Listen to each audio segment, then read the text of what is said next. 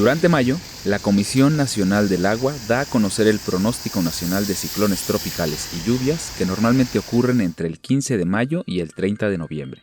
De acuerdo con datos del 2021, la Ciudad de México recibió un acumulado de hasta 800 milímetros de lluvia. Comparada con otras regiones del país, este lugar no es susceptible a los eventos de precipitación que podríamos observar, por ejemplo, en costas o selvas. No obstante, el verano capitalino es sinónimo de pasos a desnivel inundados, calles convertidas en ríos, socavones, deslaves y viviendas destruidas por el desborde de canales. Y pues fíjate, una habitación convertida en un enorme lago. Y así recorremos cada uno de los pasillos de esta vivienda y se encuentra en las mismas condiciones. Nada parece detener la fuerza destructiva del agua, ni las costosas inversiones en obras, ni el desasolve del drenaje. Año tras año, reforzamos con hechos el mismo tormento. La ciudad se desquicia cuando llueve.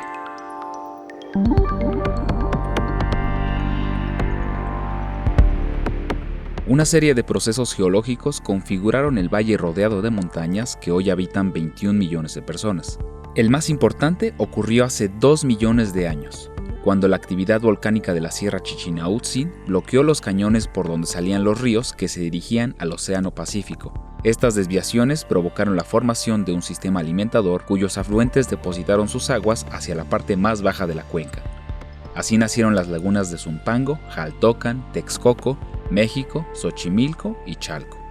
Se estima que los primeros asentamientos humanos en las márgenes del lago tuvieron lugar hace 32.000 años. Desde el descubrimiento de la agricultura surgieron civilizaciones con alto desarrollo, como Cuicuilco, cuya población máxima fue de 100.000 habitantes para el año 250 de nuestra era y que solo desapareció porque la erupción del Xitle obligó el abandono prematuro del lugar.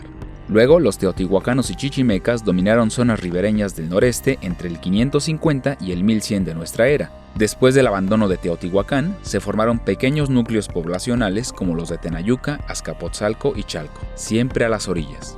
Con la llegada de los aztecas en el siglo XIV, ocurrió la primera gran transformación del sistema lacustre que hasta entonces permanecía sin cambios. Además de haberse fincado en un islote a la mitad del lago México, construyeron diques cuya labor fue controlar los niveles de lagunas aledañas, evitar inundaciones y separar el agua dulce de la salada.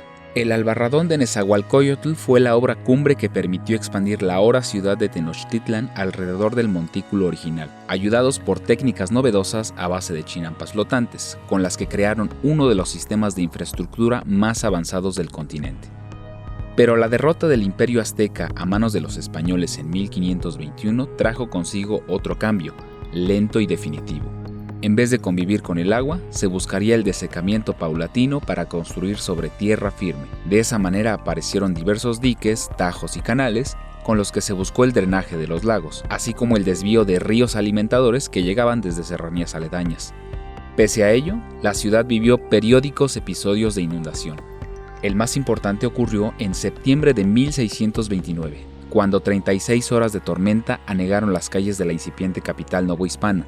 Más o menos 5 años estuvo bajo el agua, con un saldo funesto, alrededor de 30.000 muertos por ahogamiento o enfermedad y al menos 50.000 desplazados. Ni siquiera la tragedia convenció al entonces cabildo de mover la ciudad tierra arriba, hacia Tacuba, Tacubaya o Coyoacán. La razón, 50 millones de pesos invertidos en la construcción de templos, palacios virreinales y viviendas para los asentados. Huyeron de aquí quienes pudieron, no obstante el futuro de la metrópoli estaba escrito. Al respecto, Héctor de Mauleón comenta sobre la previa necedad. De ese modo nos quedamos atados para siempre al destino incierto de la muy noble y muy insigne y muy leal Ciudad de México. No había remedio, la guerra contra el agua tenía que ser. Y así llegaron los nuevos tajos, los nuevos túneles, y para inicios del siglo XX construyeron el Gran Canal de Desagüe, y en 1967 comenzó la obra del drenaje profundo, con sus emisores, interceptores y lumbreras a cielo abierto. Y recién en 2020 se concluyó el túnel emisor oriente como auxiliar de los dos anteriores. 500 años después, el gran sistema de lagos de la Cuenca de México quedó reducido a unos cuantos charcos.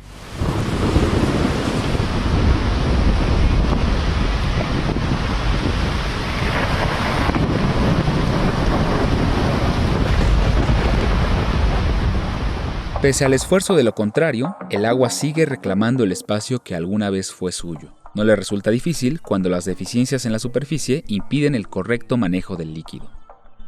El colectivo Agua para Todos ha identificado 3 problemas en la interminable batalla contra el agua, ya perdida de antemano debido a varios defectos en el desarrollo de la ciudad. El primero de ellos involucra la infraestructura. Los emisores e interceptores que alimentan el Tajo de Nochistongo, el gran canal de desagüe y la red profunda constituyen la columna vertebral del desagüe capitalino. Sin embargo, estos proyectos tuvieron una vida útil de 50 o 60 años cuando mucho, y algunos funcionan desde el siglo XVIII. En general, ninguno tiene el mismo desempeño con el que fueron diseñados. Por ejemplo, las enormes tuberías construidas a 200 metros bajo tierra trabajan al 60% debido al desgaste acumulado que ha provocado el agua, amén de sus propiedades abrasivas cuando se combina la precipitación con los químicos y desechos orgánicos producto de la actividad humana. Del Gran Canal observamos la subutilización más grave. De los 90 metros cúbicos por segundo que desalojaba a inicios del siglo XX, hoy con trabajos logra sacar 15. Otro punto a destacar es el nulo reciclaje del agua. Apenas el 7% de todo el caudal se procesa en alguna de las plantas de tratamiento repartidas por la zona metropolitana. De cualquier manera, esa agua se vuelve a mezclar con el 93% restante. Aquello que la ciudad expulsa termina en zonas agrícolas del Valle del Mezquital o acumuladas en los embalses de las presas Requena y Endó, a la espera de un desfogue cuando el caudal amenaza con saltarse las trancas. Las consecuencias vienen en cadena. A falta de un desalojo efectivo, mucha del agua que cae en temporada de lluvias se acumula en las distintas presas y vasos reguladores distribuidos por la ciudad. Sin embargo, estos contenedores representan un riesgo para la población porque existen asentamientos en las márgenes. En el peor de los casos, estos vasos, presas y ríos alimentadores no pueden soportar la feroz corriente y colapsan. Cada año, durante la temporada seca, es necesario hacer mantenimiento a la red completa, debido en gran parte a la acumulación de basura y la pérdida de pendientes en las tuberías que conectan coladeras con el resto del desagüe. Todo necesita estar funcionando lo mejor posible. Registros a nivel de calle, vasos reguladores, presas, colectores, interceptores, remisores, bombas, filtros, plantas de tratamiento. Todo antes de mayo. Luego tenemos el hundimiento inducido por el crecimiento de la mancha urbana y la extracción insaciable del agua subterránea. A final de cuentas, quienes llegaron a este lugar después de la conquista fincaron sus primeros desarrollos sobre terrenos fangosos, donde antes había un lago que, aunque usted no lo crea, continúa entre nosotros. Por debajo de calles y banquetas aún existen mantos freáticos y suelos saturados, sobre los que se erigen edificios de piedra volcánica, concreto o acero.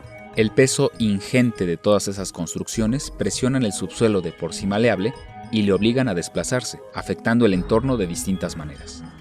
Los ejemplos de este fenómeno son cuantiosos.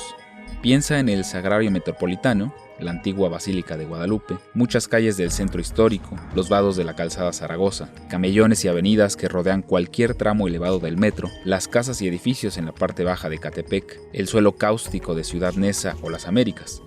La lista es larga y, sin embargo, tienen el mismo denominador. El Instituto de Geofísica de la UNAM ha observado desde 1950 hundimientos diferenciales de al menos 50 centímetros anuales en aquellas zonas donde alguna vez estuvo el lago. El Centro Histórico, San Lázaro, Pantitlán, Ecatepec, Nezahualcóyotl e Iztapalapa. Los hundimientos rompen tuberías de agua potable, desvían el drenaje que debería llegar a los colectores y forman socavones allá donde el suelo ha perdido rigidez. A principios del siglo XX se enviaba el agua de la ciudad por gravedad. Ahora, debido al desnivel acumulado, son vitales las costosas plantas de bombeo colocadas a lo largo de los canales más importantes. Por si fuera poco, el cambio climático está modificando la dinámica de la cuenca, al grado de provocar sequías peligrosas, incendios forestales más frecuentes y lluvias intensas que ponen a prueba el sistema hidráulico de la ciudad, no solo de drenaje, sino también de agua potable.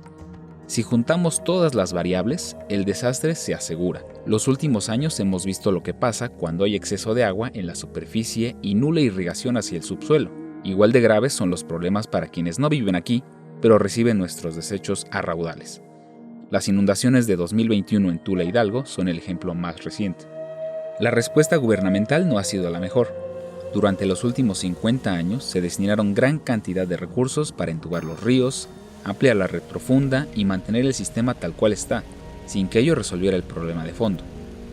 Los mantos acuíferos continúan sobreexplotados. El agua sigue bajando de las montañas hacia un valle cada vez más profundo debido al hundimiento. Las lluvias saturan el maltrecho sistema de drenaje al grado de convertir algunas calles en verdaderos ríos caudalosos.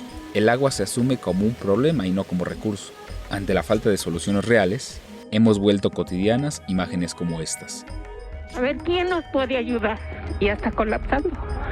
Y no es justo que se me venga mi casa y la casa de mis hijos.